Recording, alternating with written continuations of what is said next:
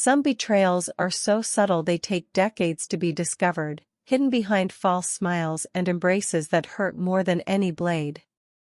I'm Eleanor, and my life is dedicated to preserving letters and diaries that reveal the most painful truths about the human heart. 3 weeks ago, while cataloging documents donated by the Harrison family in Hartford, Connecticut, I came across a small oak chest that had remained sealed since 1875. Inside, I found something that made me tremble: the personal diary of Margaret Hale, along with never-sent letters that reveal one of the cruelest betrayals I have ever witnessed. This is the story of Clara Whitmore, a young artist with a free spirit whose talent and beauty awakened such deep envy in her best friend that she spent years silently planning how to destroy the life of someone who trusted her most. But destiny has its own plans for those who weave lies in darkness, and sometimes the truth emerges in the most unexpected ways. Have you ever discovered that someone you trusted was working against you for years? Share your experience in the comments, because Clara's story will show how the best-kept secrets always find a way to come to light, and how the truth can be both a punishment and a liberation. Hartford, Connecticut, in the autumn of 1847, was a small town where everyone knew each other's stories, where the oldest families built their reputations over generations, and where young women were raised to be perfect wives and devoted mothers, rarely being encouraged to dream beyond the limits imposed by society. But Clara Whitmore was different from all the other ladies in town, possessing a natural beauty that needed no artifice to draw attention and an artistic talent that made even the most conservative men stop to admire her paintings displayed in the art supply shop on Main Street. With golden hair that gleamed like ripe wheat under sunlight and clear blue eyes like the winter sky, Clara carried herself with a natural elegance that could not be taught or imitated, a presence that illuminated any room she entered and that made people feel special simply by being in her company. Since childhood, Clara had been inseparable from Margaret Hale, a young woman 3 years older who lived in the house next to the Whitmore family on Elm Street and who had become her most intimate confidante, her adventure companion, and apparently her greatest defender in a society that did not always understand or approve of a young woman's artistic ambitions.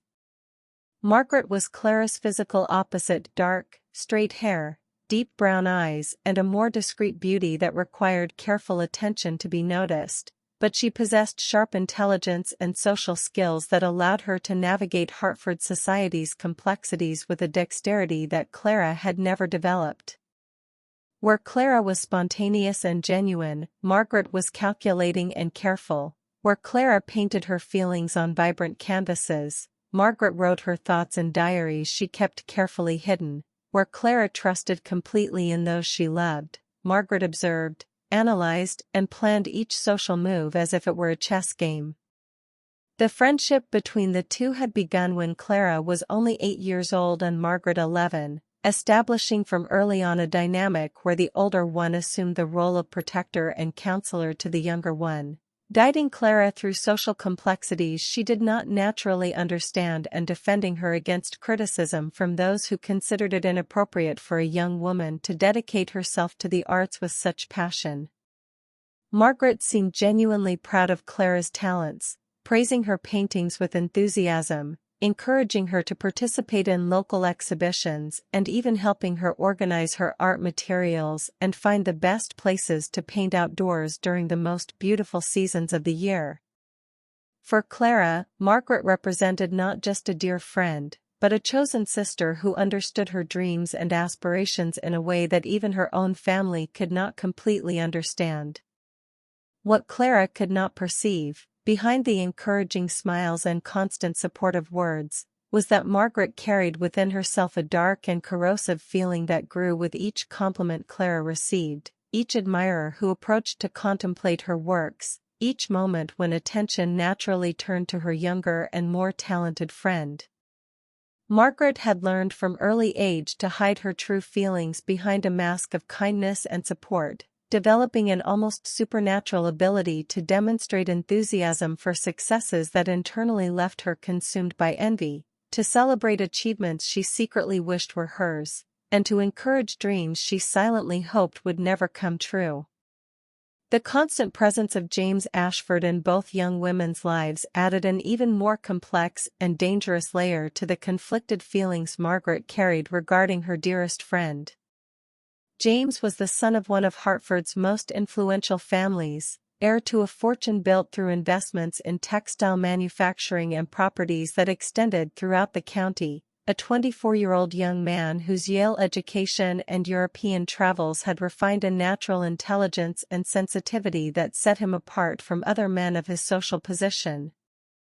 Tall and elegant, with wavy brown hair and green eyes that always seemed to be smiling even when his face remained serious, James possessed the rare combination of inherited wealth and genuine character that made him not only the most desired bachelor in the region, but also a person whose company was sought both for his social position and his captivating personality.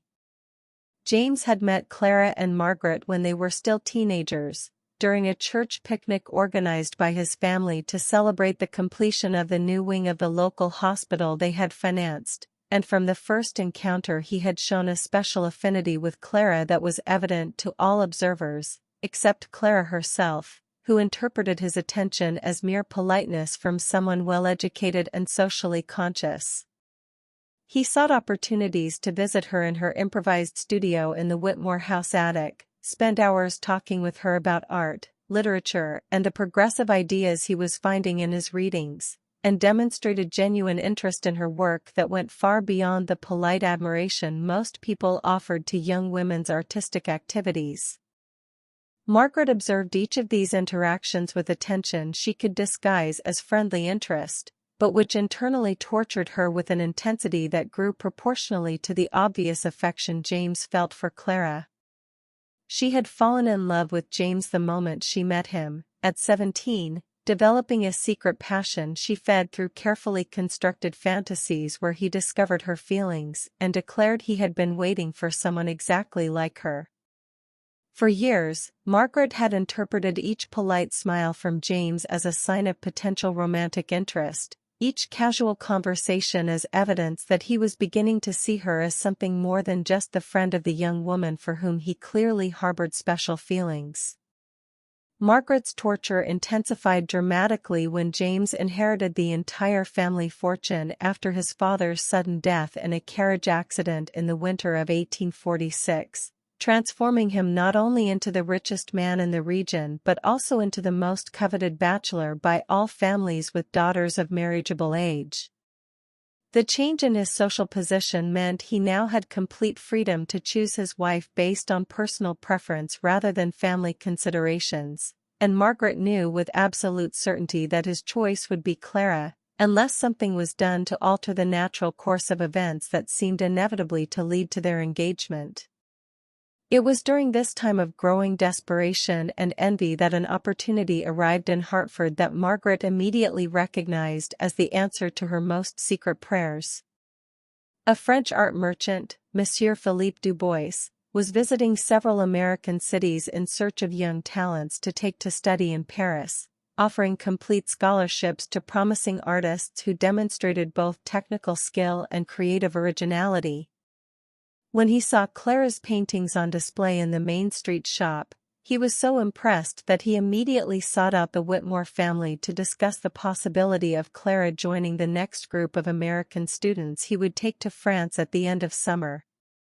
The opportunity was extraordinary, a chance to study with some of Europe's best artists, to live in Paris during the most exciting period of artistic renewal the city had experienced in decades, to develop her talent in a way that would be impossible remaining in Hartford.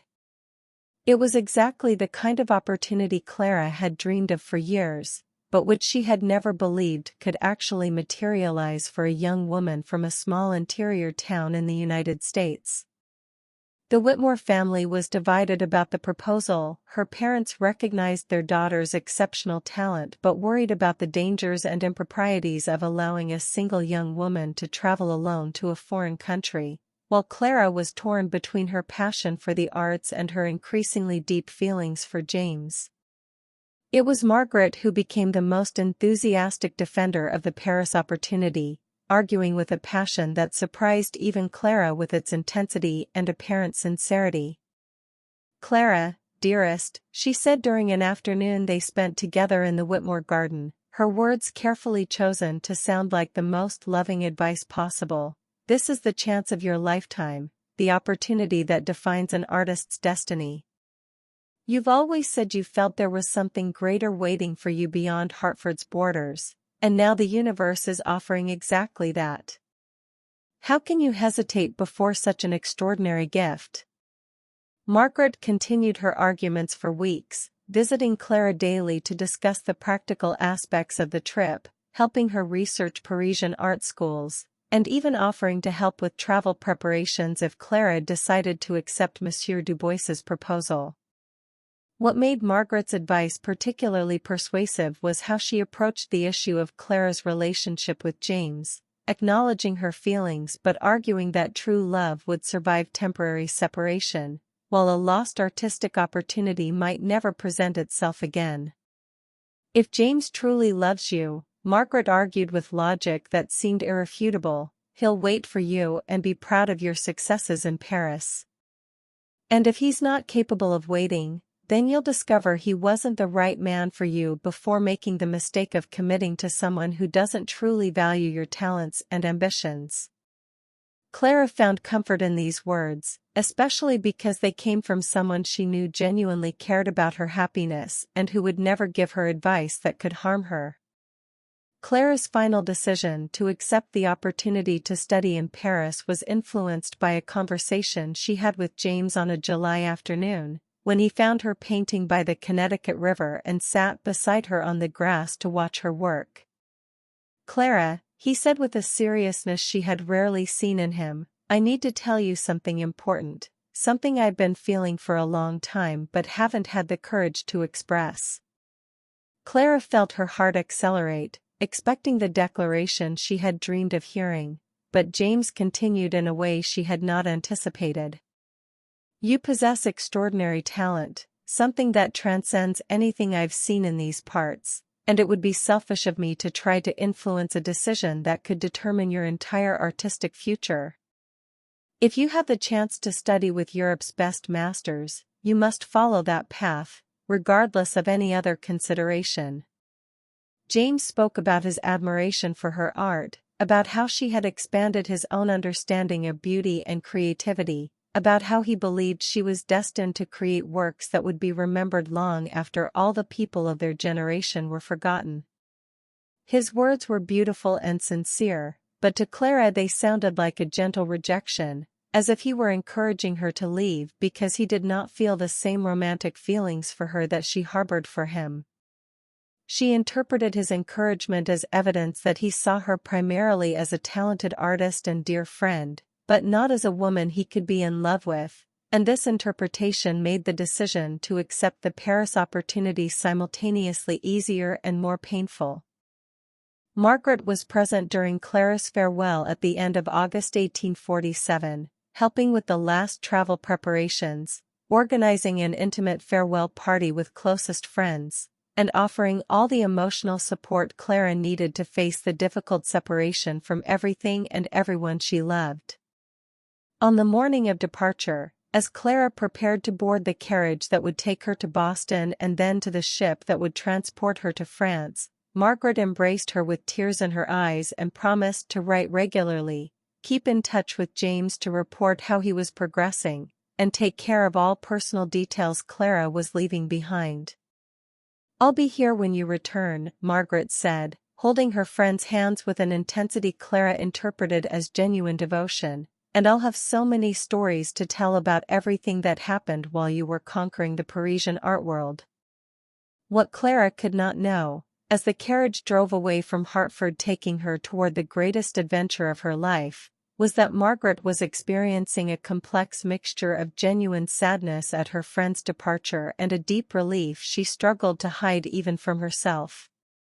For the first time in years, Margaret would be free from constant comparison with Clara, free from the torture of watching James fall more deeply in love each day with someone who was not her, free to discover if she had any chance of winning the love she had desired for so long.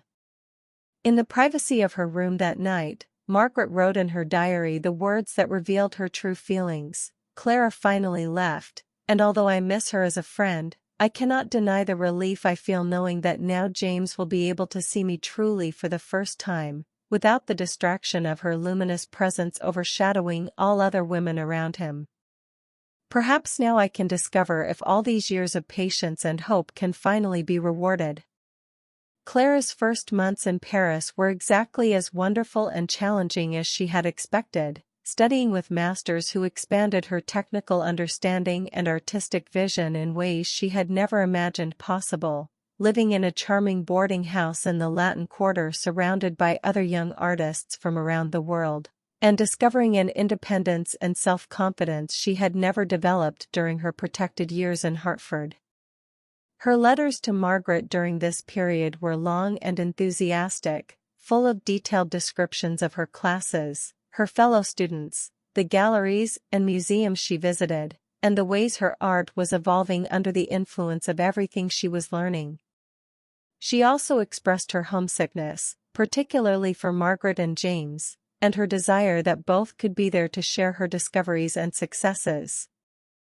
Margaret's first letters in response were equally warm and full of Hartford news, reporting the social events Clara was missing, the changes in families they knew, and assuring her that James asked about her regularly and always expressed pride when Margaret shared excerpts from her letters describing her artistic progress.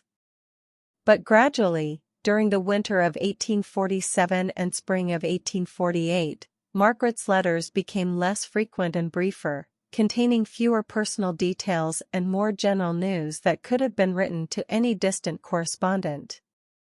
Clara noticed the change but interpreted it as a natural result of the passage of time and the different directions their lives were taking, never imagining that Margaret was deliberately creating distance because there were things happening in Hartford that she did not want Clara to know about. What Margaret was not telling Clara in her increasingly sparse letters was that she had begun a subtle but determined campaign to win James Ashford's attention and, eventually, affection.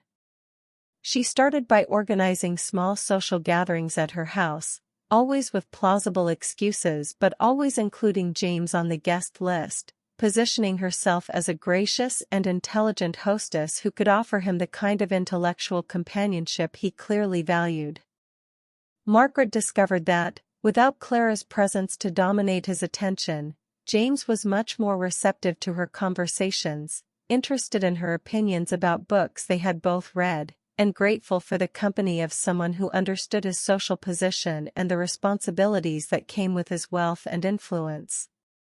During the summer of 1848, Margaret intensified her efforts, visiting James under the pretext of discussing letters from Clara that she had received, offering to help him with charity arrangements he was organizing, and positioning herself as the person closest to him who understood both his interests and his connection with Clara.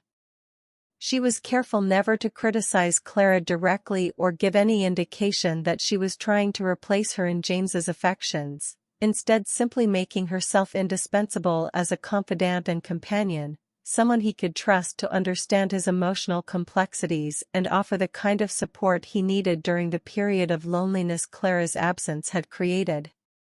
It was during this period of growing closeness with James that Margaret made the most crucial and morally questionable decision of her entire campaign to win him. James had entrusted her with several letters he had written to Clara, asking her to include them in her own mailings to make Clara know he was thinking of her and eagerly awaiting her return. These letters contained unambiguous expressions of love, declarations that he would wait for her for as long as necessary, and even the suggestion that he was considering traveling to Paris to see her and possibly propose marriage during her stay there. Margaret read each of these letters with a breaking heart, recognizing that they contained everything she had dreamed of hearing directed at her, but that they were destined for the woman she simultaneously loved as a sister and envied as a rival. The first letter from James that Margaret intercepted was also the most difficult to suppress, because it contained a formal marriage proposal along with a family ring that had belonged to his mother, expressing his determination not to let distance and time harm the love they shared. Margaret held the letter for 3 days, struggling with her conscience and alternating between moments of regret where she almost sent it, and moments of desperate resolution where she convinced herself she was protecting both James and Clara from a commitment that might not survive the years of separation that would be necessary for Clara to complete her artistic studies. Finally, on a September night when she had spent the entire day with James helping him organize a local art exhibition, and when he had shown gratitude and affection for her company that she interpreted as signs that he was beginning to develop romantic feelings for her, Margaret made the irreversible decision to burn James's letter along with all subsequent ones he would entrust to her. She wrote in her diary that night, "I did what needed to be done to protect all of us from hasty decisions that could ruin 3 lives. James is beginning to see me as something more than just Clara's friend, and I'm certain that, given enough time, he will discover that true love was closer to him than he ever imagined. Clara is flourishing in Paris in ways that would be impossible if she were committed to matrimonial obligations here, and I finally have the chance to prove I can be everything James needs in a wife and companion." While suppressing James's letters to Clara, Margaret also began to subtly modify her own correspondence with her friend, gradually reducing any mention of James and eventually stopping completely from including messages from him or news about his activities. When Clara wrote asking specifically about James and expressing concern about not having received any letters from him directly, Margaret responded with vague excuses about how he was very busy with business or traveling, always suggesting that Clara should not interpret his lack of correspondence as lack of interest, but also never providing specific information that could encourage her to try to make direct contact. During the winter of 1848-49, Margaret's strategy began to show the results she had hoped for, when James began to trust her not just as an intermediary for Clara, but as a personal confidant for his own emotional and professional struggles. He began visiting her regularly, not just when he had letters to send or when she organized social events, but simply because he had discovered she offered the kind of intelligent and understanding companionship he needed during a period of his life when he was assuming increasing responsibilities in the family business and in the community. Margaret was an exceptional listener, offering useful insights about people and situations James needed to navigate, and demonstrating genuine interest in his challenges that went far beyond the polite attention most people in his social circle showed. By the end of the winter of 1849, James had developed an emotional dependence on Margaret that she recognized as the first step toward the kind of love she had desired for so long. He sought her company when he needed to discuss important decisions, valued her opinions on questions ranging from business investments to social and political issues, and had begun to include her in activities and events traditionally reserved for close family or serious romantic interest. Margaret interpreted these developments as evidence that her patience and dedication were finally being rewarded, and that James was discovering in her the qualities that would make her an ideal wife for someone in his position. It was during a March afternoon in 1849, when James visited her to discuss his plans to expand family operations to include railroad investments, that Margaret decided to take the next crucial step in her campaign to win him. After a productive discussion about the financial and social implications of his business plans, she carefully directed the conversation to more personal matters, expressing her admiration for how he had assumed such extensive responsibilities at such a young age and her confidence that he would find the right companion to share the challenges and rewards of his position. "James," she said, looking directly into his eyes with an expression that combined long-standing friendship with something deeper, "I have observed how you have grown and matured during these months, and I cannot help but think that any woman would be fortunate to share the life you are building. You deserve someone who truly understands your responsibilities and aspirations, someone who can be not just a wife but a true partner in everything you are trying to achieve." James's response to this subtle but significant opening was more positive than Margaret had dared to expect, as he began to speak about his growing loneliness and his desire to find a companion who could understand the complexities of his life in a way that was based on real knowledge rather than romantic fantasies about wealth and social position. "Margaret," he said, taking her hand in a way that made her heart race, "you have been my most valuable confidant during these difficult months, and I don't know how I would have navigated so many important decisions without your wisdom and support. Sometimes I think the best relationships are those that grow naturally from friendship and mutual understanding, rather than sudden passion that may not survive the practical challenges of daily life." Margaret interpreted these words as an almost romantic declaration and an indication that James was seriously considering the possibility of developing deeper feelings for her. She responded with a carefully calibrated combination of gratitude for his trust, modesty about her contributions to his well-being, and subtle indications that she too had come to value their friendship in ways that transcended normal social relationships. It was in this conversation that Margaret planted the seeds for what she hoped would develop into a marriage proposal, suggesting that she had always believed the most lasting love was that based on mutual respect, shared values, and deep understanding of each other's character. The weeks that followed brought exactly the developments Margaret had carefully orchestrated, with James spending increasing time in her company, consulting her about even more personal and important decisions, and treating her with an affection that clearly transcended simple friendship. During a walk through the Ashford family gardens on an April afternoon, James finally made the declaration Margaret had waited and planned for during almost 2 years. "Margaret, I have discovered that you have become essential to my happiness in ways I had not fully understood until recently.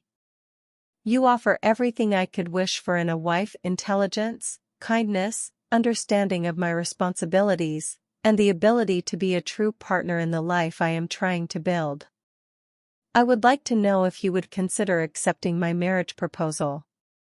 Margaret's response was a masterpiece of apparently spontaneous joy combined with appropriate modesty, expressing surprise at the proposal while simultaneously confirming that she had come to harbor similar feelings for him and that she would be honored to become his wife.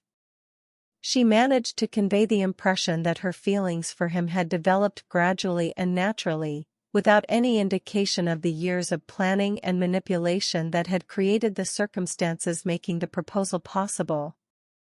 James interpreted her response as evidence that he had chosen wisely, basing his decision not on impulsive passion but on careful evaluation of compatibility and mutual suitability. Their engagement was announced in the Hartford Gazette in May 1849, being received by local society as a perfectly appropriate union between two of the city's most respected families, a combination that promised prosperity, social stability, and the continuation of traditions that had defined Hartford for generations. Margaret had finally won everything she had desired: the highest social position available to a young woman of her generation, the financial security that came with marriage to the heir of the Ashford fortune, and above all, the love of the man she had secretly longed for during years. To external observers, she seemed radiant with happiness, organizing her wedding with elegance and grace, receiving congratulations from friends and family, and assuming her new role as future lady of Hartford society with confidence that suggested this position was her natural destiny.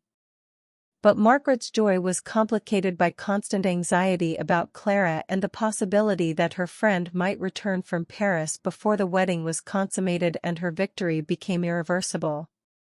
She knew Clara still had more than a year of planned studies, but she also knew that plans could change, that family emergencies or unexpected opportunities could bring her back to Hartford at the most inconvenient moment possible. Margaret had worked too hard and sacrificed too much of her own moral integrity to win James, and the possibility of losing everything because of Clara's premature return tormented her during sleepless nights when she imagined scenarios where all her careful manipulation could be discovered and punished. To protect herself against this possibility, Margaret made the decision to accelerate the wedding timeline, convincing James that an autumn ceremony would be more appropriate than waiting until the following spring, using arguments about business responsibilities that would require his full attention next year and about the convenience of establishing their new home before winter.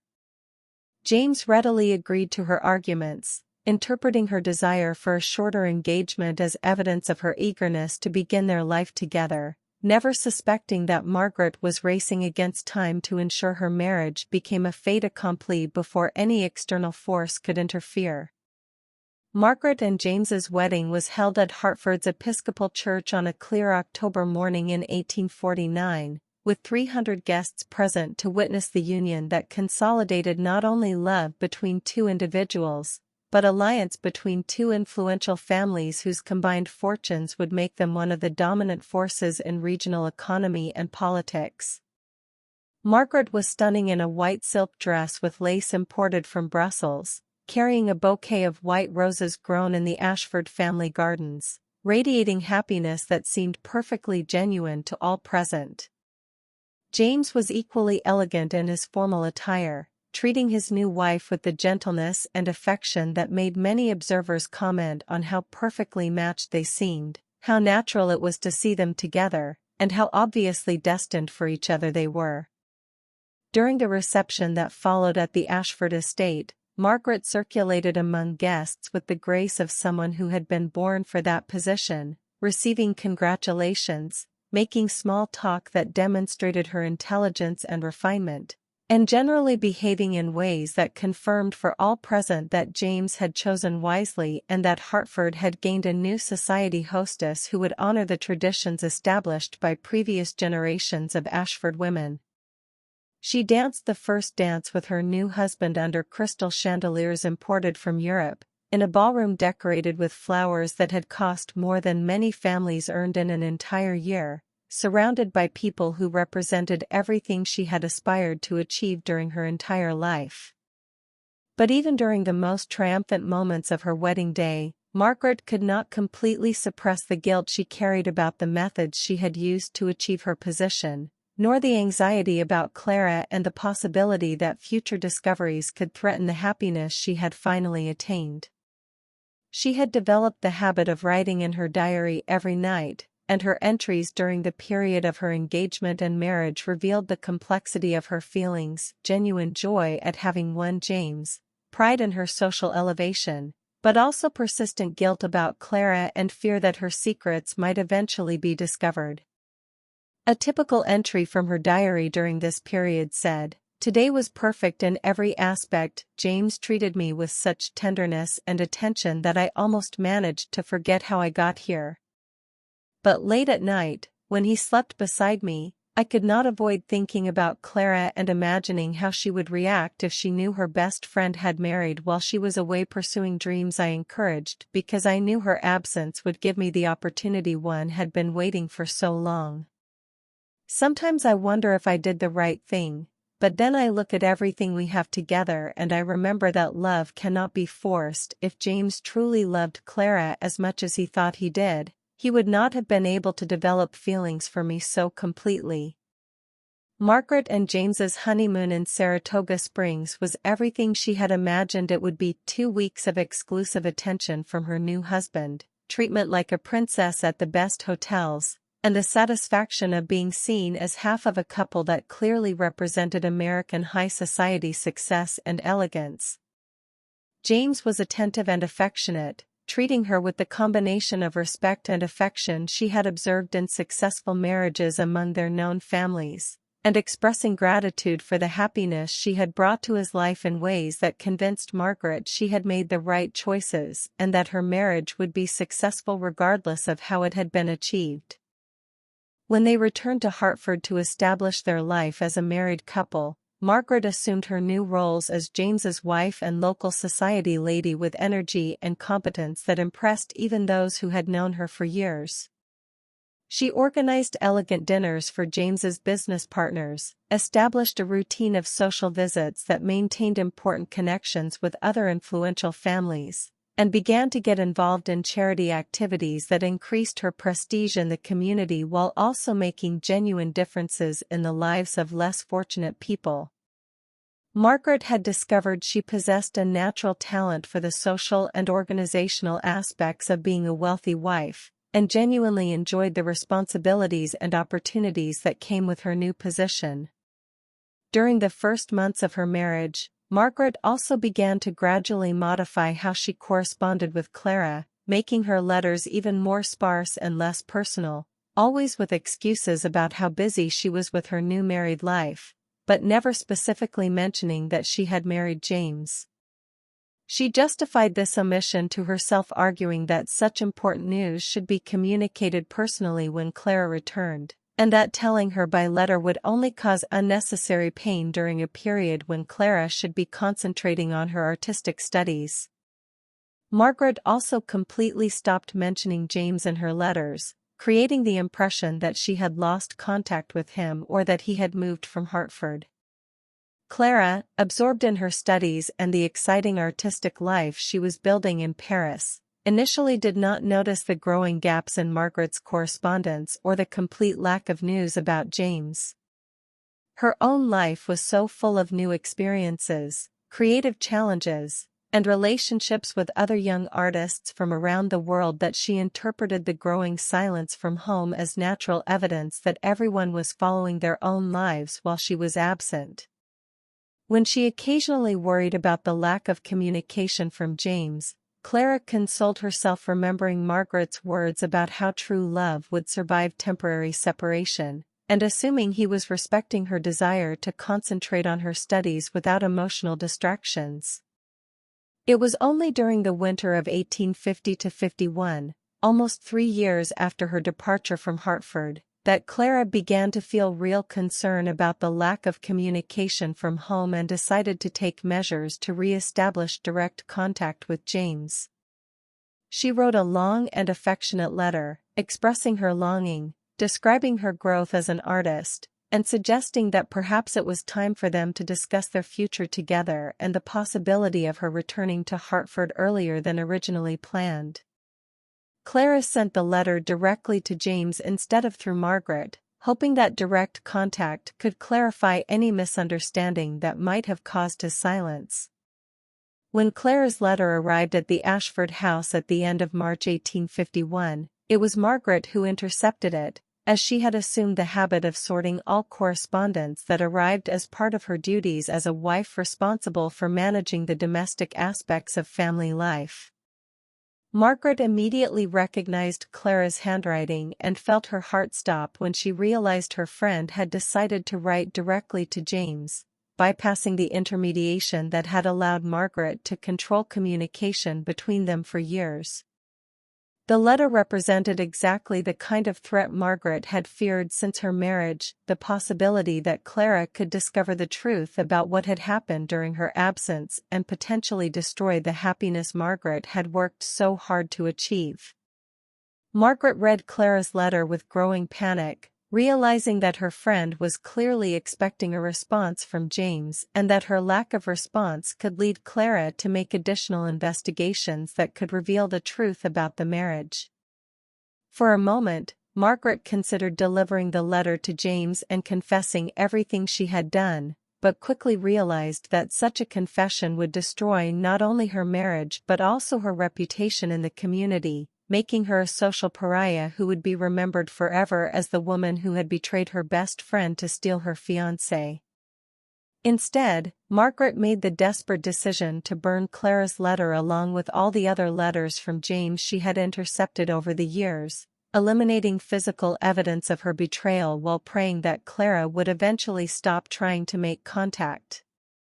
The destruction of Clara's letter marked a point of no return in Margaret's moral deterioration, as she had crossed a line of criminal behavior that went beyond simple emotional manipulation to include active interference in communications between two people who had the right to correspond freely.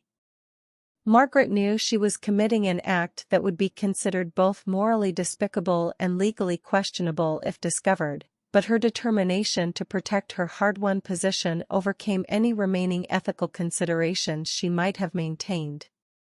During the following months, Margaret lived in a state of constant anxiety, expecting Clara to make additional contact attempts that could be more difficult to intercept and control.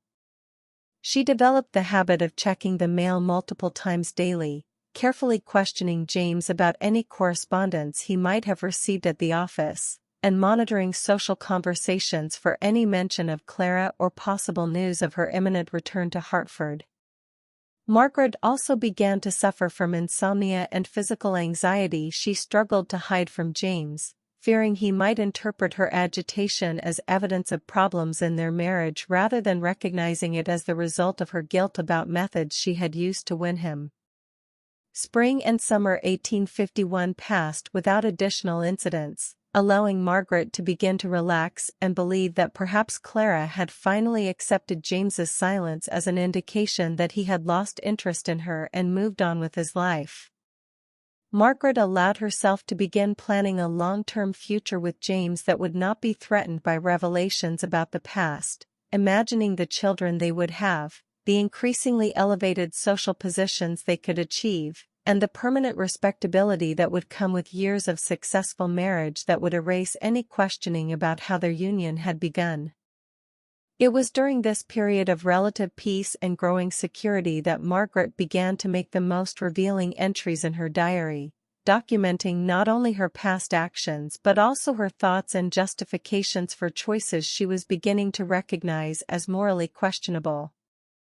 A July 1851 entry said, "Sometimes I wonder if Clara still thinks about James, or if she finally understood that he moved on as it was inevitable he would do. Maybe I really did everyone a favor by allowing life to follow its natural course instead of keeping them bound to promises made when they were too young to understand the realities of love and marriage.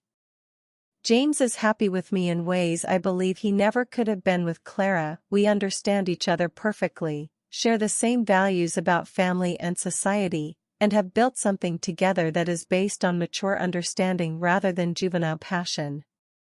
But even while Margaret wrote these justifications for herself, she could not completely suppress the guilt she carried about Clara and concern about how her friend was dealing with James's prolonged silence. During her most honest moments, usually late at night when she could not sleep, Margaret admitted to herself that she had stolen something precious from Clara, not just James's love, but the opportunity to make her own choice about whether she wanted to pursue her artistic career or return to marry the man who loved her. Margaret had made this decision for Clara without her consent or knowledge, based on the arrogant assumption that she knew better than Clara herself what would be best for her long-term happiness. These nighttime admissions of guilt and regret contrasted sharply with Margaret's daytime life as a respected wife and social hostess, creating a division in her personality she constantly struggled to keep hidden. During social events and interactions with friends, she projected an image of perfect marital happiness and complete satisfaction with her life, but alone at home or during intimate moments with James, she sometimes felt waves of melancholy and anxiety she could not explain without revealing secrets that could destroy everything she had built. James, for his part, seemed genuinely happy in his marriage and satisfied with Margaret as a wife, treating her with consistent affection and respect that suggested he had no doubts about his choice or longing for alternatives he might have missed. His apparent contentment was both a relief and a source of additional guilt for Margaret, as she knew his happiness had been built on foundations of deception he had never suspected. Margaret sometimes wondered if James ever thought about Clara or wondered why she had never responded to the letters he had sent through Margaret, but he never mentioned Clara spontaneously, and Margaret carefully avoided bringing up her name in conversations. The autumn of 1851 arrived with the first real news about Clara that Margaret had received in months, when a mutual acquaintance mentioned having seen a painting signed by Clara Whitmore in a Boston gallery, suggesting that her work was gaining recognition beyond Paris and that she might be considering returning to the United States. Margaret felt a familiar wave of panic upon hearing this information, realizing that Clara's return to anywhere in New England could create opportunities for her to discover the truth about what had happened during her absence, especially if she began asking questions about why James had never responded to her letters. The possibility of Clara's imminent return forced Margaret to confront the reality that her secrets could not be maintained indefinitely, and that eventually she would have to find a way to deal with the consequences of her actions or risk having everything revealed in a way she could not control. Margaret began to consider different strategies for managing an eventual confrontation with Clara, ranging from voluntarily confessing everything in hopes of obtaining forgiveness, to denying any knowledge of communications between Clara and James and trying to convince everyone involved that any misunderstanding had been the result of accidents or postal system failures. None of these strategies offered a satisfactory solution to Margaret's dilemma, as all involved significant risks to her reputation, her marriage, and her social position. Margaret had invested so much in building her life as Mrs. Ashford that the possibility of losing everything became an obsession that dominated her thoughts during daily activities and disturbed her sleep during nights. She began to develop physical symptoms of chronic stress, including frequent headaches, digestive problems, and episodes of heart palpitations she struggled to hide from James and other people in her social circle. The irony of Margaret's situation was that she had finally achieved everything she had always desired: James's love, the highest social position available to a woman of her generation, financial security for life, and community respect, but could not completely enjoy any of these conquests due to constant fear that her methods for obtaining them could be discovered and punished.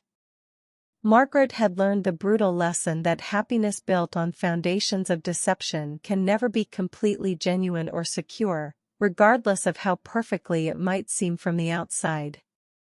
Do you realize when someone close is hiding something important from you?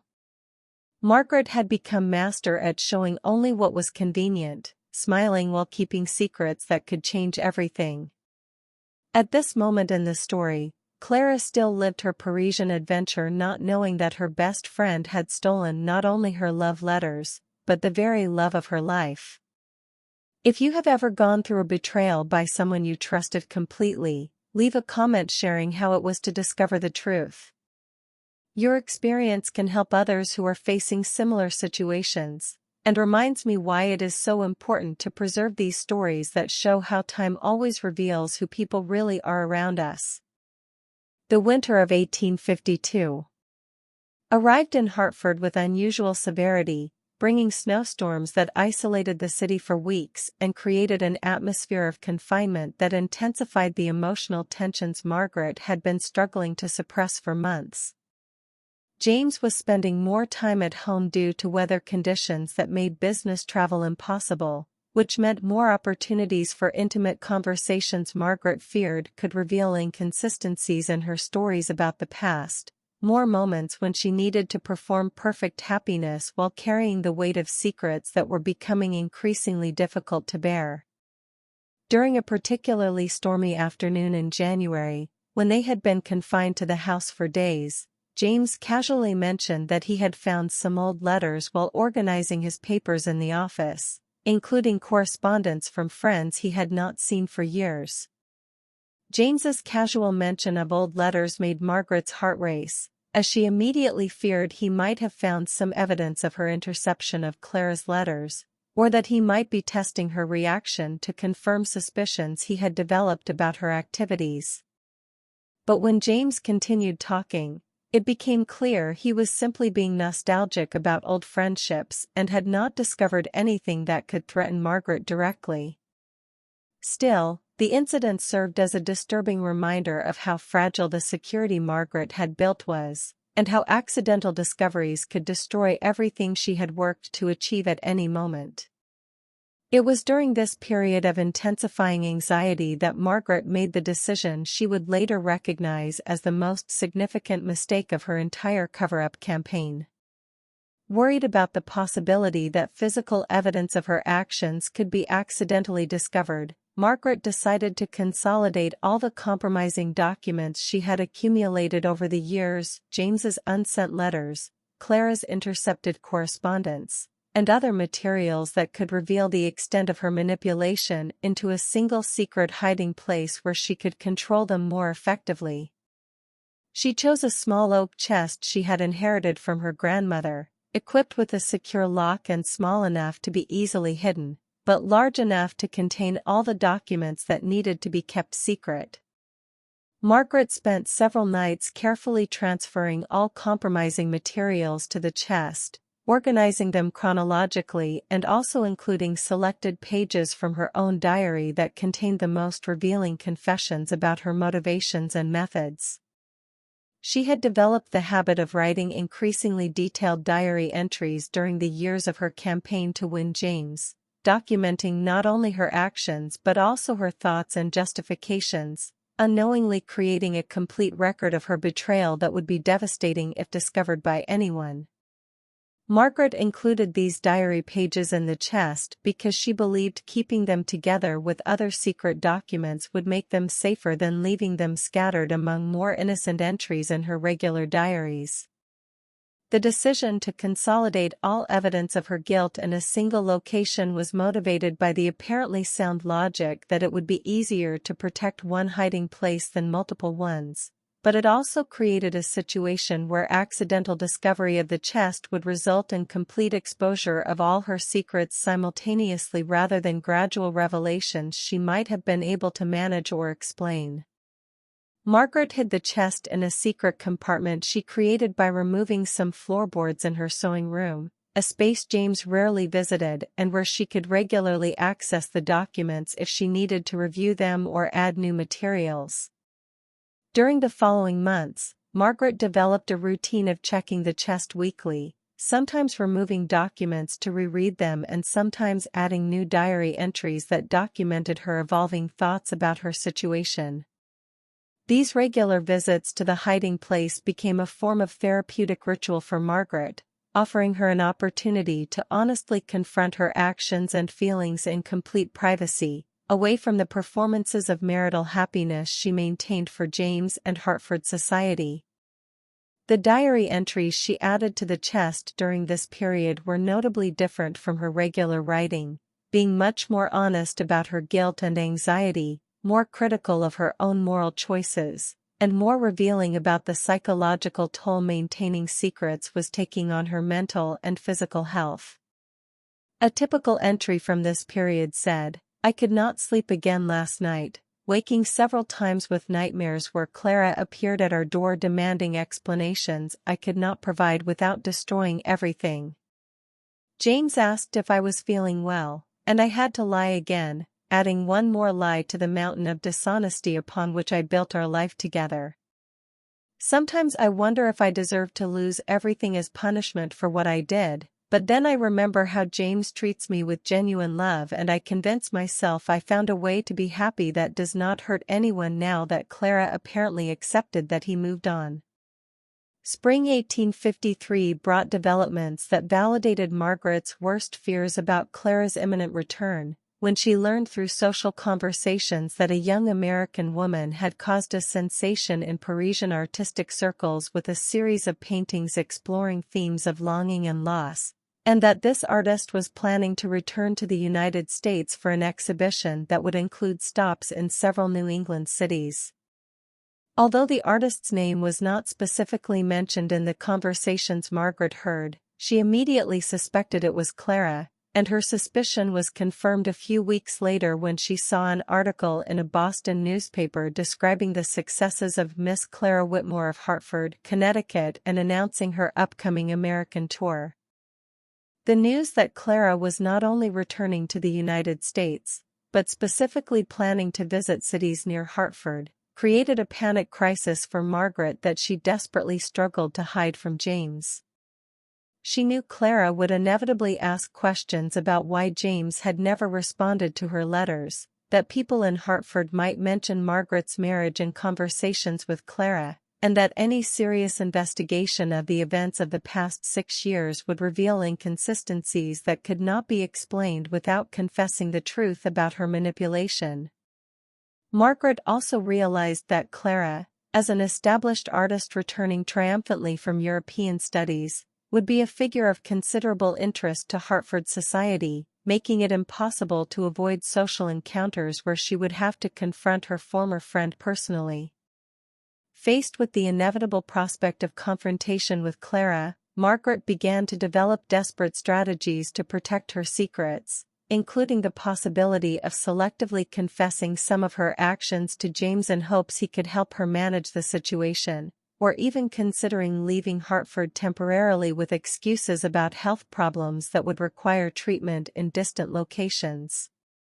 None of these options offered satisfactory solutions, as all involved significant risks to her reputation and marriage, but Margaret was beginning to realize she had no choices that did not involve potentially devastating consequences for the life she had built. During this period of anxious preparation for Clara's return, Margaret also began to revisit her moral justifications for her actions, questioning for the first time whether her campaign to win James had really benefited anyone or had simply caused harm to multiple people for selfish personal gratification. Her diary entries became increasingly introspective and self-critical, documenting a psychological struggle between her desire to maintain the life she had won and growing recognition that her actions had been morally unjustifiable. A June 1853 entry revealed the depth of her internal conflict. "I have been thinking a lot about Clara lately, imagining how she must have felt when James stopped writing without explanation, how confused and hurt she must have been. I convinced myself at the time I was protecting all of us from unnecessary complications, but now I realize I was mainly protecting my own chances of getting what I wanted, regardless of how that might affect people I claimed to love." Summer 1853 passed in a state of torturous suspense, with Margaret obsessively monitoring newspapers and social conversations for news about Clara's specific plans, trying to determine exactly when she would arrive in New England and what opportunities Margaret might have to control the circumstances of their first encounters. Margaret also began subtly preparing James for the possibility of Clara's return, casually mentioning that she had heard rumors about a young local artist who was gaining recognition in Europe and might return soon, careful not to reveal it was specifically Clara or that she had been closely monitoring the situation. James reacted to Margaret's casual mentions of local artists returning from Europe with polite interest but not with the kind of excitement or anxiety she had feared, suggesting he had genuinely moved on emotionally from any past attachments and was satisfied with his present life. This realization was simultaneously a relief and a source of additional sadness for Margaret, as it confirmed that James could have been happy with her without the manipulation that had made their marriage possible, and that she had caused unnecessary suffering for Clara based on insecurities that may not have been justified by actual circumstances. Autumn 1853 finally brought the specific news Margaret had been expecting and dreading. Clara Whitmore would return to Hartford in December to visit her family and prepare an exhibition of her European works to be presented the following spring. The announcement of her imminent visit was received with considerable excitement by local society, as Clara represented a rare example of international success achieved by someone from Hartford, and many prominent families began planning social events that could include the celebrated artist as guest of honor. Margaret realized she could not avoid encountering Clara during her extended visit, and that such encounters would inevitably result in questions about James and about why Margaret had stopped maintaining regular correspondence with her former best friend. Margaret also knew that Clara, as an intelligent and observant person, would probably notice inconsistencies or changes in Margaret's behavior that could lead to deeper investigations about what had happened during the years of separation. It was at this point that Margaret made the most significant and final decision of her entire long-term manipulation. She decided she would confess everything to Clara privately, telling the complete truth about her campaign to win James and begging for forgiveness and discretion that could preserve her marriage while allowing Clara to understand why communication between her and James had ceased. Margaret believed this approach offered the best chance of maintaining some control over how the truth would be revealed, and that Clara, as someone who had known Margaret since childhood and who understood the complexities of unrequited love, could be persuaded to forgive transgressions that had been motivated by desperate passion rather than deliberate malice. Margaret spent weeks carefully elaborating what she would say to Clara, practicing confessions that would balance honesty about her actions with explanations that could generate sympathy rather than condemnation. She planned to admit to having intercepted letters, explain her motivations as the result of genuine love for James combined with insecurity about her own worth, and argue that the successful marriage that had resulted from her actions proved she and James were genuinely compatible in ways that might not have been discovered without the specific circumstances she had created. But fate had other plans for Margaret Hale Ashford, plans involving discoveries she could never have anticipated and consequences her weeks of careful planning could not mitigate. The truth about her actions was about to emerge in a way she had never imagined, through evidence she had meticulously preserved but never considered as potential instruments of her own destruction. Clara Whitmore returned to Hartford on a cold December morning in 1853, after 6.5 years of absence that had transformed a talented but provincial young artist into a sophisticated, confident, and internationally recognized woman whose European experiences had expanded not only her artistic skills but also her understanding of herself and the world around her. She had grown during her absence, not just in terms of emotional maturity and professional accomplishment, but also in terms of insight about human nature and ability to recognize deception and manipulation when she encountered them. The Clara who returned to Hartford in 1853 was fundamentally the same kind and trusting person who had left in 1847, but had acquired a wisdom and wariness that would make her much more difficult to deceive or manipulate than the naive young woman Margaret had known. Clara's arrival was received with considerable celebration by her family and Hartford society, who were eager to hear about her European adventures and see examples of the work that had gained recognition in Paris's most exclusive artistic circles. Clara had returned not just as an accomplished artist but as a small celebrity whose achievements reflected positively on Hartford's cultural sophistication, elevating the entire city's status in the broader artistic and social circles of New England. Local newspapers published articles about her return, prominent families competed to organize events in her honor, and Clara discovered she had become a source of community pride in ways she never anticipated when she left as an unknown young woman pursuing uncertain dreams. During her first days back in Hartford, Clara was so busy re-establishing family connections, visiting old haunts that had changed during her absence, and preparing for the social whirlwind that would accompany her extended visit that she did not have immediate opportunity to seek out Margaret or ask specific questions about James. Clara had assumed that reconnections with old friends would happen naturally during the course of social events, and that she would eventually encounter both Margaret and James at gatherings where they could have appropriate conversations about how their lives had evolved during the separation. Clara was particularly eager to see Margaret, as she had missed her childhood confidante and looked forward to sharing stories about European adventures while learning about developments in Hartford during her absence.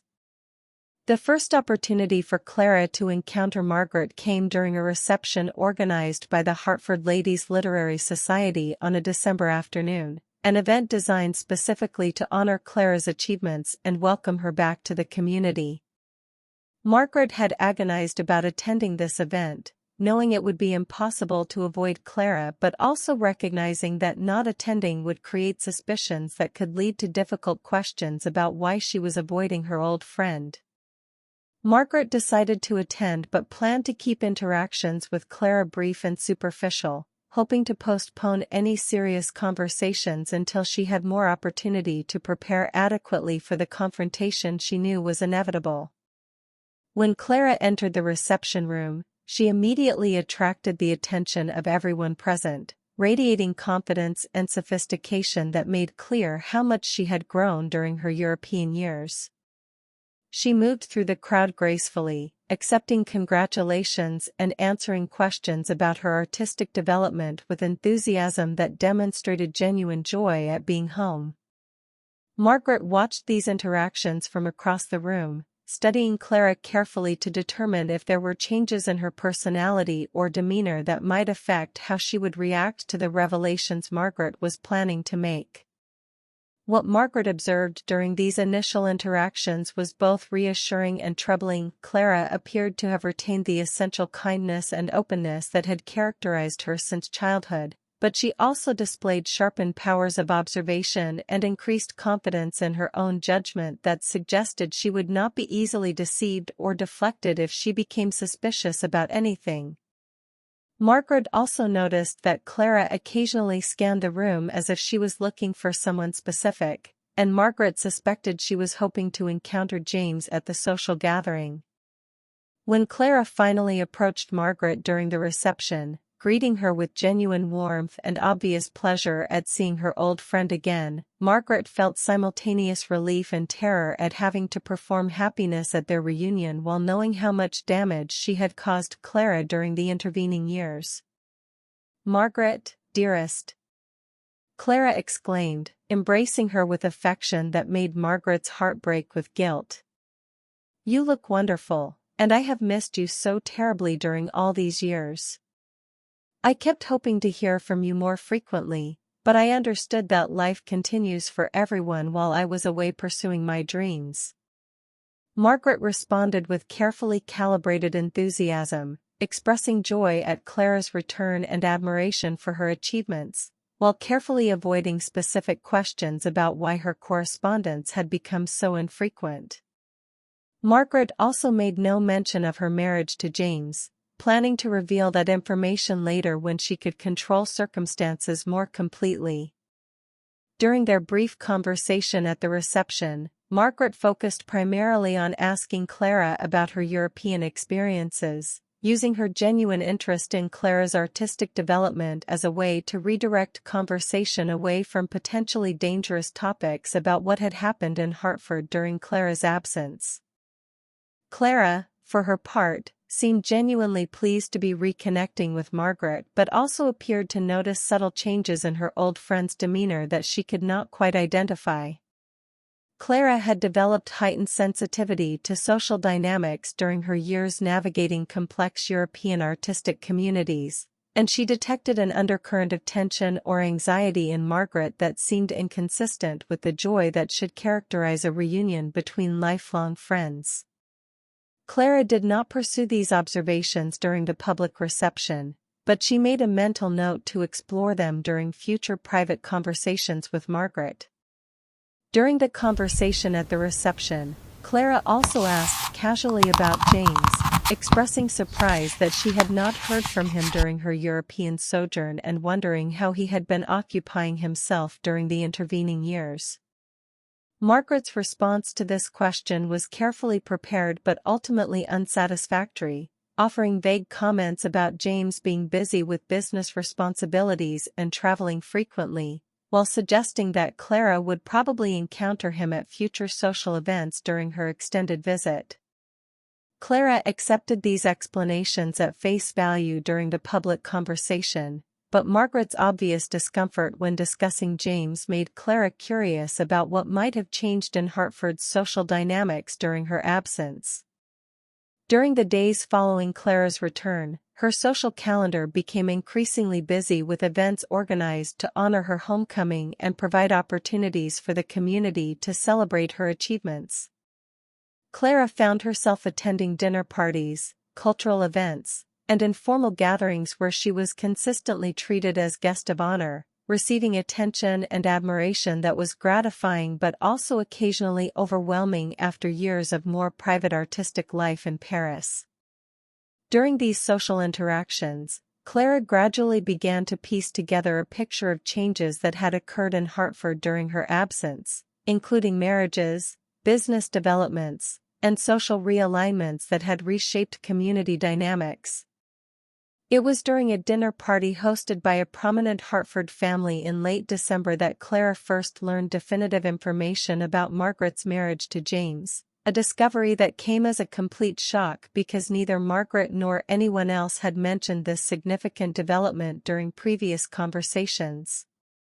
Clara overheard mention of Mrs. James Ashford in conversation between other guests and initially did not realize the reference was to Margaret until she saw them together later during the evening, observing body language and interactions that made their marital relationship unmistakable. Clara's initial reaction to discovering Margaret's marriage to James was a complex mixture of surprise, confusion, and growing suspicion about why such significant news had been kept from her during all previous interactions since her return. Clara had expected that Margaret would have been excited to share news of such an important development in her life, and deliberately withholding this information suggested motivations Clara could not immediately understand but that made her increasingly uncomfortable. Clara also began to realize that Margaret's vague responses to questions about James now made sense in the context of their marriage, but raised additional questions about why Margaret had been so evasive about discussing her own husband. During the remainder of the dinner party, Clara observed Margaret and James together carefully, noting that they appeared to be genuinely affectionate and comfortable with each other, but also detecting an undercurrent of tension in Margaret that seemed to increase whenever Clara was nearby. Clara's artistic training had developed her powers of observation to the extent that she could read subtle emotional cues that might escape other people's notice, and she recognized in Margaret behavior patterns that suggested guilt, anxiety, or fear about something she was trying to conceal. After the dinner party, Clara returned to her family home with her mind racing through possibilities that might explain Margaret's strange behavior and deliberate concealment of her marriage. Clara's first assumption was that Margaret might have been embarrassed about the timing of the marriage, perhaps because she had married James relatively soon after Clara's departure and was concerned that Clara might interpret this timing as a betrayal of their friendship. Clara also considered the possibility that Margaret might have genuine concerns about how Clara would react to news that her old friend had married a man Clara had cared about, even if Clara had never explicitly declared romantic feelings for James.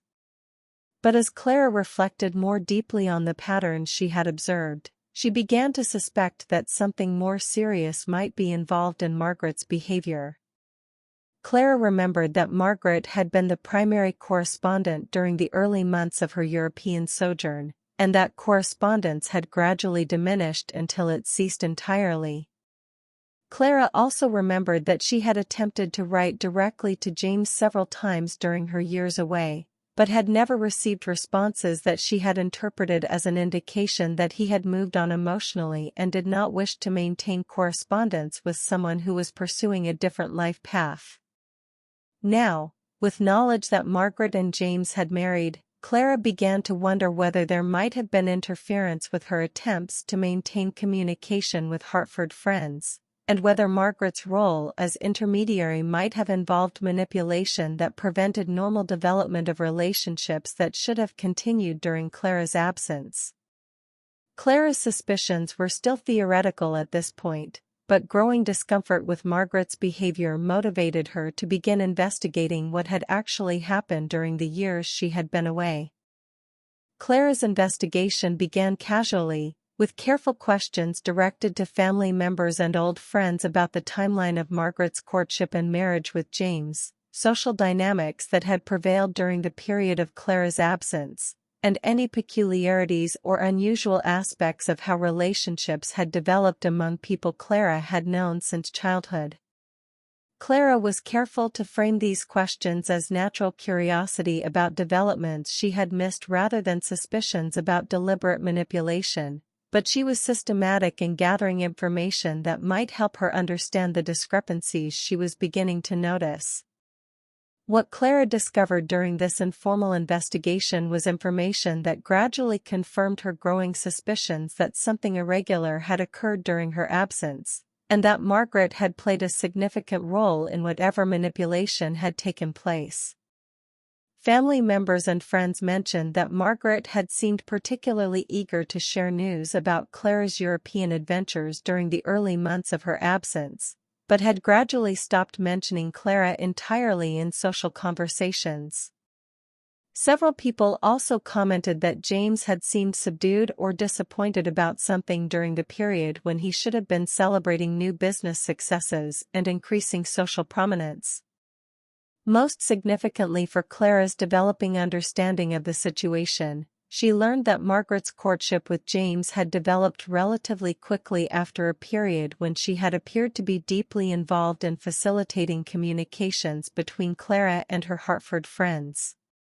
Multiple sources mentioned that Margaret had seemed particularly dedicated to maintaining Clara's connections with home during the first year of her absence, but that she had gradually assumed greater prominence in social activities that had previously included Clara as a central figure. Clara's investigation also revealed that the timing of Margaret's engagement and marriage to James had coincided precisely with the period when Clara had been attempting to re-establish direct communication with James, suggesting the possibility that Margaret had been deliberately interfering with those attempts to create opportunity to pursue her own romantic relationship with him. Clara remembered her increasing frustration when her letters to James had gone unanswered, and her eventual conclusion that he had decided to move on with his life without maintaining connection with someone who had chosen career over local relationships. A picture was gradually emerging that suggested Margaret had orchestrated complex deception that involved intercepting communications, manipulating social dynamics, and deliberately creating circumstances that would allow her to pursue a relationship with James while Clara was too distant to recognize or prevent what was happening. Clara's artistic background had taught her to trust her instincts when observing human behavior, and all of her observations about Margaret's current anxiety and past actions were consistent with the hypothesis that she had been systematically betrayed by someone she had trusted completely. But Clara also recognized that her suspicions, however well-founded they might be, were still largely circumstantial and would require some form of concrete evidence to be confirmed definitively. Clara was reluctant to make accusations based purely on observed behavior patterns and coincidental timing, particularly because such accusations would destroy not only her relationship with Margaret but also create a scandal that could damage multiple families and disrupt Hartford's social fabric in ways that might not be justified even if her suspicions were correct. Clara's decision to seek definitive evidence came during an afternoon in January 1854 when she was visiting Margaret for a social call that both women had been avoiding but that finally became socially necessary to prevent conspicuous absence of interaction between supposed old friends.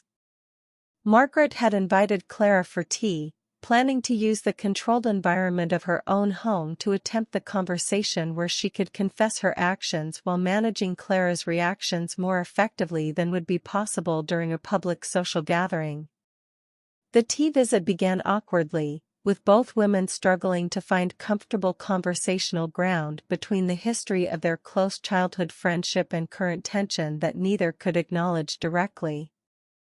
Margaret attempted to maintain a pleasant social facade while building courage for the confession she had planned, while Clara made polite conversation while observing Margaret's behavior for additional clues about what had actually happened during her absence. Both women were performing versions of friendship that no longer reflected their true relationship, creating an atmosphere that was increasingly strained and artificial. During the course of the afternoon, Clara excused herself to use the powder room, giving her an opportunity to observe Margaret's home more closely and potentially discover physical evidence that might confirm or disprove her growing suspicions.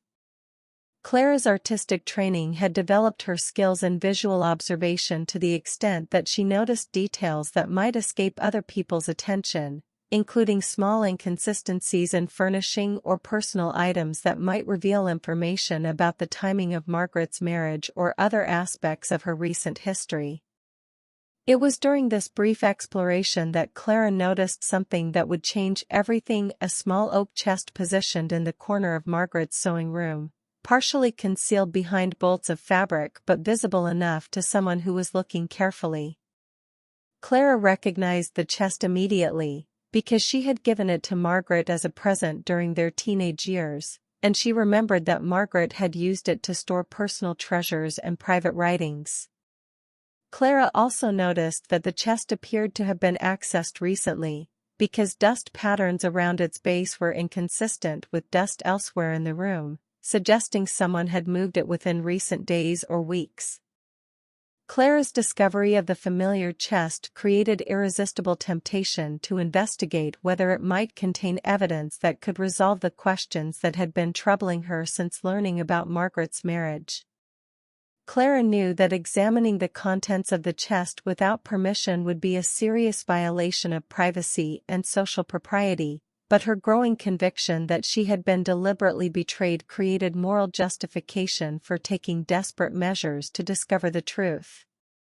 Clara also recognized this might be her only opportunity to access physical evidence, because Margaret would undoubtedly be more careful about security if she suspected Clara was investigating her actions. With hands that trembled slightly from a combination of anxiety and determination, Clara carefully opened the chest and discovered contents that exceeded her worst fears about the extent of Margaret's betrayal. Inside were dozens of letters in James's handwriting addressed to Clara but never delivered, copies of letters Clara had written to James but that had never reached him, and pages from Margaret's diary that documented an elaborate campaign of manipulation that had lasted for years and involved systematic interference with communications between Clara and everyone she had cared about in Hartford. Clara's discovery of evidence in the chest proved definitively that her suspicions about Margaret's betrayal were not only correct but actually understated the severity of deception that had been orchestrated against her.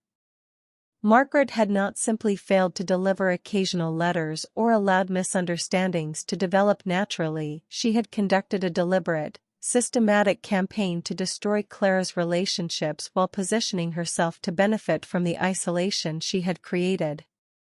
Margaret had stolen not just James's love, but Clara's right to make informed decisions about her own life and future. As Clara read through documents that chronicled years of manipulation, she experienced a complex mixture of emotions that included grief for a friendship that had been fundamentally dishonest, anger for deliberate cruelty that had been disguised as caring support, and profound sadness for time and opportunities that had been lost due to deception she had never suspected. Clara also felt a growing sense of liberation, because the documentary evidence in the chest finally provided explanation for confusion and disappointment she had experienced during her European years when support from home had mysteriously evaporated and communications with people she loved had ceased without apparent reason. Margaret's diary entries were particularly revelatory, because they provided insight into motivations and thought processes that had driven her campaign against Clara. Clara discovered that Margaret had been consumed with jealousy since childhood, envying not just Clara's artistic talents and natural attractiveness but also attention she received from James and others in their social circle. Margaret had documented years of resentment she had carefully concealed behind a facade of supportive friendship, revealing depth of deception that extended far beyond simple romantic rivalry to encompass fundamental dishonesty about the nature of their entire relationship. Reading Margaret's confessions about intercepting letters, manipulating social dynamics, and deliberately encouraging Clara to pursue European opportunities specifically because Margaret wanted her eliminated as romantic competition for James created a picture of betrayal that was systematic, calculated, and utterly ruthless in its disregard for Clara's well-being or happiness. Margaret had positioned herself as Clara's greatest supporter while secretly working to undermine everything Clara valued most, demonstrating a level of duplicity Clara had never imagined possible from someone she had trusted as a sister. Discovery of the truth through Margaret's own documented confessions created a situation where confrontation would be inevitable, But it also gave Clara the advantage of complete knowledge about what had happened and why, allowing her to approach any such confrontation from a position of strength instead of confusion. Clara realized she now possessed evidence that could destroy Margaret's reputation and marriage if she chose to use it vindicatively, but she also recognized that any public revelation of Margaret's betrayal would create a scandal that would damage innocent people, including James, who appeared to have been manipulated rather than complicit in the deception. As Clara carefully returned the documents to the chest and prepared to rejoin Margaret for the remainder of their tea visit, she faced a decision about how to respond to her discovery that would determine not only the future of her relationship with Margaret but also how she would process and move beyond betrayal that had shaped the course of her adult life without her knowledge. Clara possessed the power to seek revenge that would be devastating and complete, but she also had the opportunity to choose a response that might lead to healing and resolution instead of simply adding more pain to a situation that had already caused sufficient damage.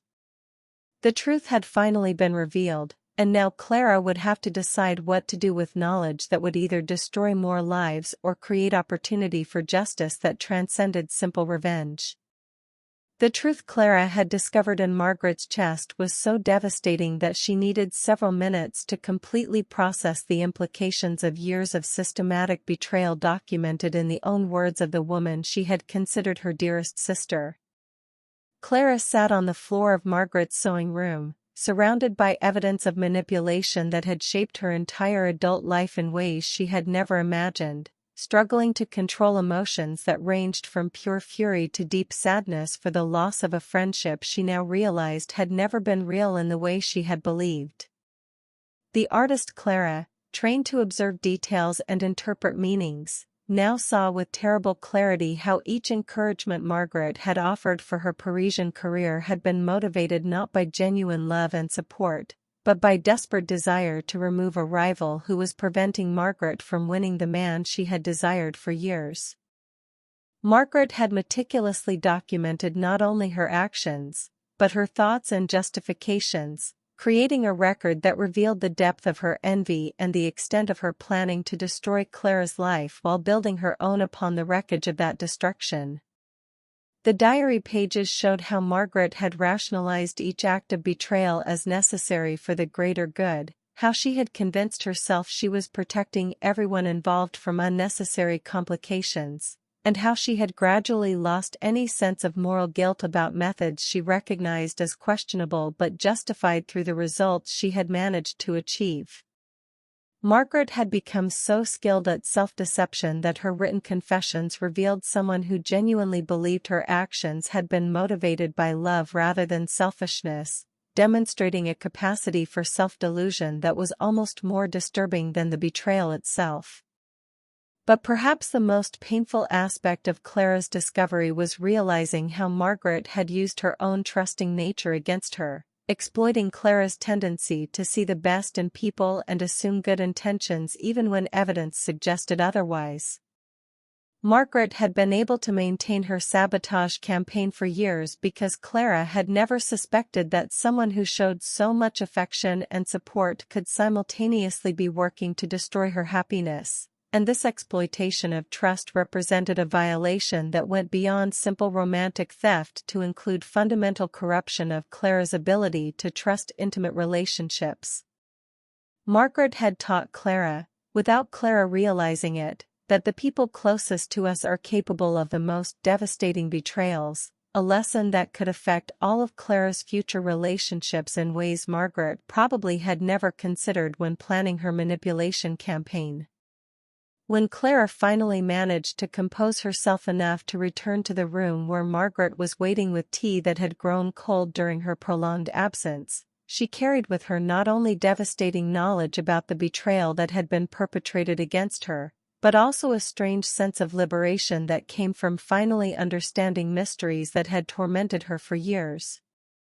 Clara now understood why James had stopped writing without explanation, why Margaret had become increasingly distant in her correspondence, why her attempt to return to Hartford had felt like entering a world that had changed in ways she could not completely understand. The discovery of intercepted letters also revealed that James had continued to love her during the entire period when she had assumed he had lost interest, a realization that was simultaneously comforting and devastatingly sad because it validated feelings she had questioned during years of unexplained silence. Margaret immediately perceived the change in Clara's expression and demeanor when she returned to the room, recognizing in her face the expression of someone who had discovered something that changed everything she thought she knew about her situation.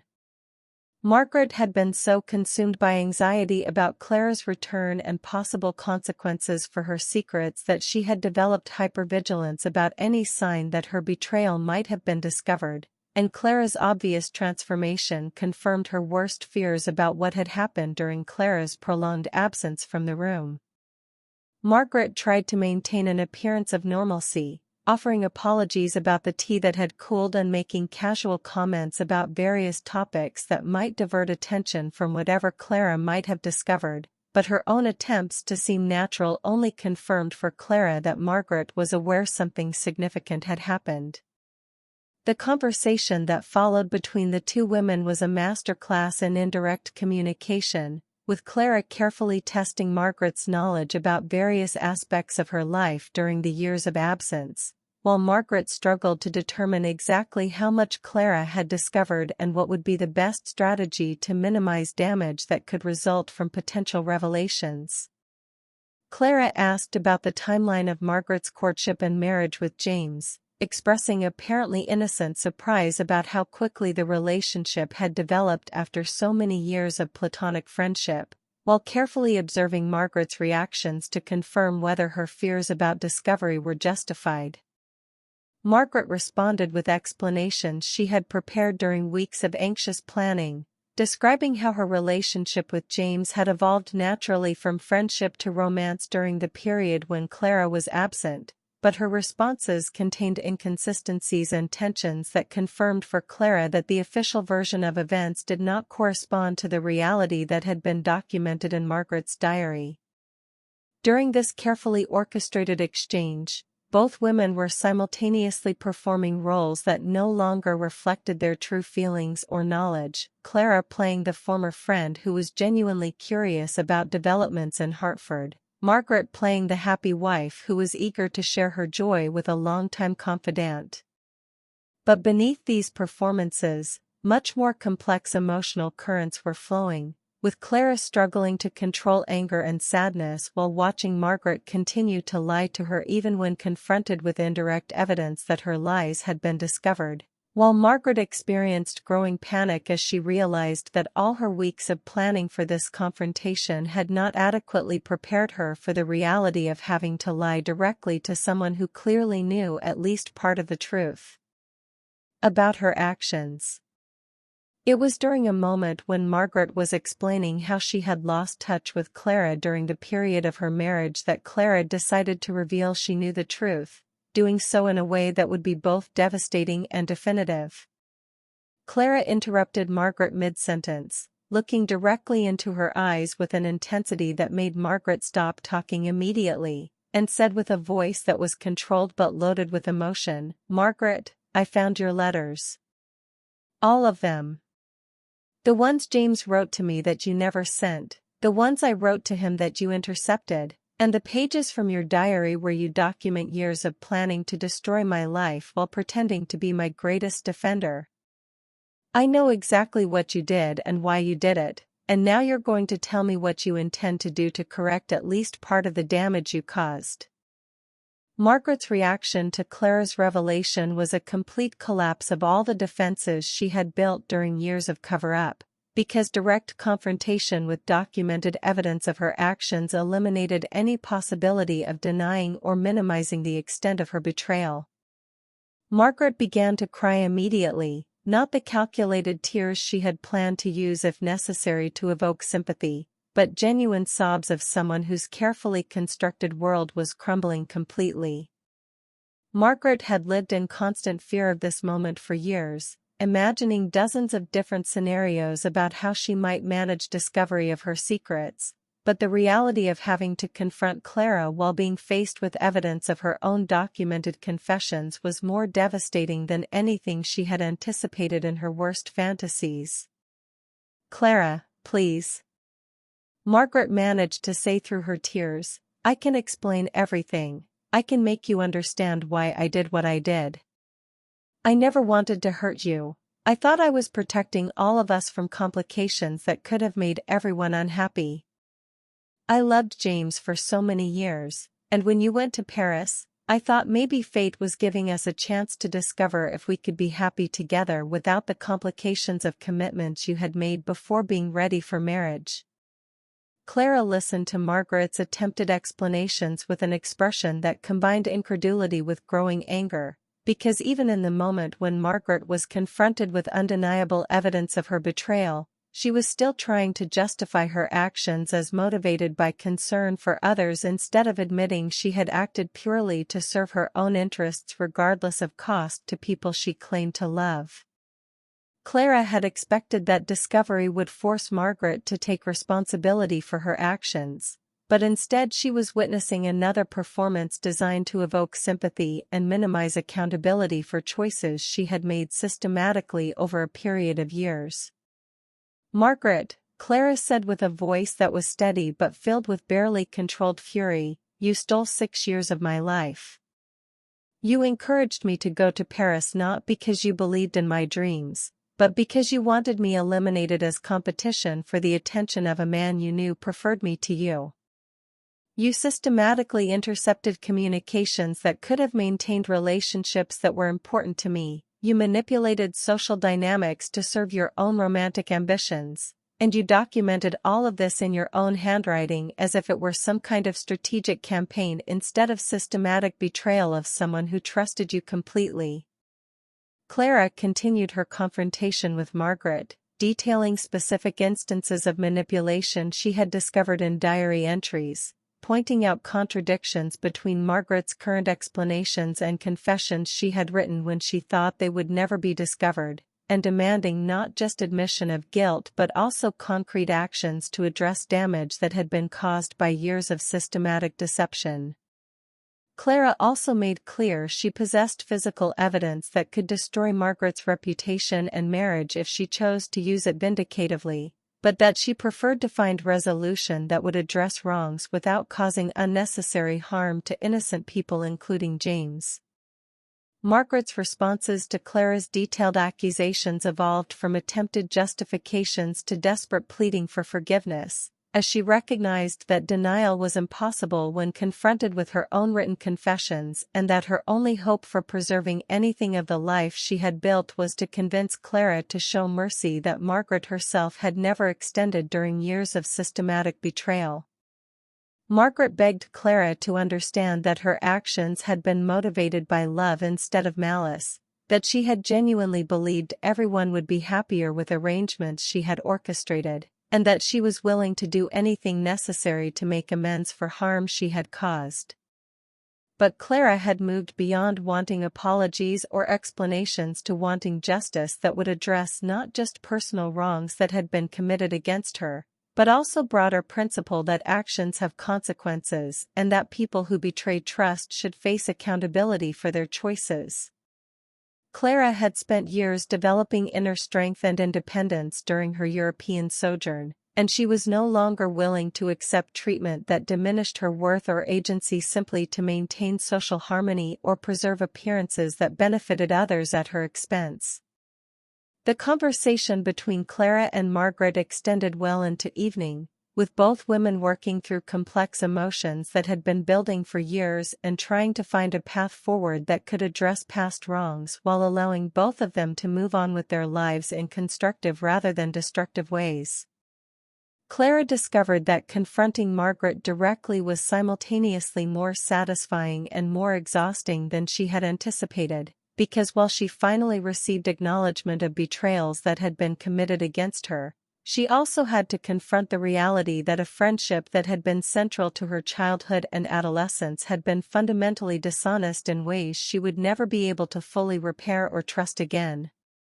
Margaret, for her part, experienced relief in finally being able to admit the truth about her actions, but also had to confront the extent of moral compromise her campaign to win James had required and accept that consequences of her choices would permanently damage relationships and reputation she had worked for years to establish.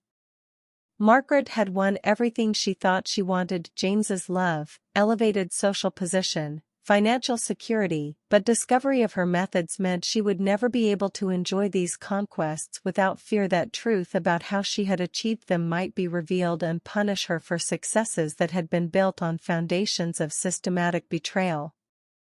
By the end of their conversation, Clara and Margaret had reached an understanding that was more honest than any interaction they had shared during their entire adult friendship, but also more painful because it involved acknowledgement that their relationship had been damaged beyond possibility of complete repair. They had moved from childhood intimacy through years of hidden betrayal to final confrontation that revealed truth but also confirmed that trust between them had been destroyed in ways that would require years to address and might never be completely restored. Clara had finally discovered the truth that explained years of confusion and disappointment, but she had also learned that sometimes knowledge brings its own form of pain that must be endured before healing can begin. Margaret had been forced to confront the full extent of her moral failures and accept responsibility for choices that had seemed justified when hidden but appeared inexcusable when exposed to light. Both women now faced the challenge of determining how to move forward from revelations that had changed their understanding of their past and would inevitably shape their approach to future relationships and life choices. The truth had emerged, devastating and complete, but it had also created opportunity for both women to build futures based on honesty rather than deception, authentic relationships rather than manipulative ones, and self-knowledge that could prevent repetition of mistakes that had caused so much unnecessary pain for everyone involved in this complex story of friendship, betrayal, and ultimately, the redemptive power of truth. As you reflect on Clara's incredible journey from betrayal to truth, remember that sometimes the most painful discoveries lead to the greatest liberation. Margaret spent years weaving lies, but Clara's courage to seek truth ultimately freed both women from the prison of deception. Have you ever found that confronting a painful truth, no matter how devastating, ultimately led to a better life? Share your experiences in the comments below, because stories like Clara's remind us that authenticity and courage always triumph over manipulation and fear. If this story of resilience and justice has touched your heart, please subscribe to hear more tales of women who refused to let betrayal define their destinies. Your support helps preserve these powerful reminders that truth, though sometimes painful, always leads us toward the authentic lives we deserve to live. I'm Eleanor, and I rescue stories of the human spirit's incredible ability to transform betrayal into wisdom, deception into clarity, and pain into the foundation for genuine happiness. Clara and Margaret's story shows us that while secrets can wound us deeply, the truth, no matter when it emerges, always offers the possibility of real freedom and authentic joy.